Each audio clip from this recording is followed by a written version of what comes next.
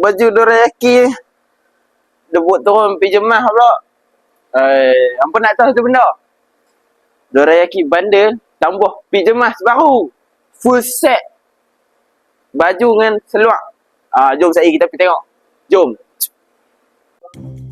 Okay, hari ni macam saya katakan tadi, ada tambah banyak ni.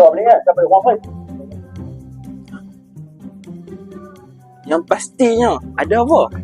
Dia ada macam seiras-iras satu punya brand. Ni dia, kain satin. Lengan pendek, mungkin size SS ke S.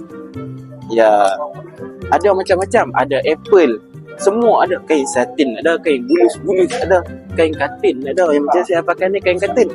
Ni bulus-bulus ada satu. Siapa nak cepat grab. Bulus-bulus ni buat apa?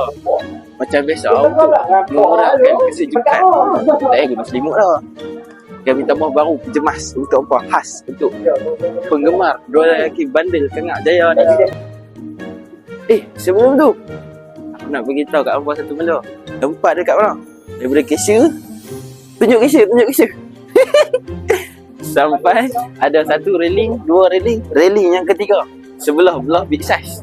Apa boleh ambil. Salah satu apa nak ambil, dua ke tiga ambil lah. Apa nak ambil punya warna pun. Sekali seluar. Dia satu set seluar. Itu saja. Assalamualaikum. Cak.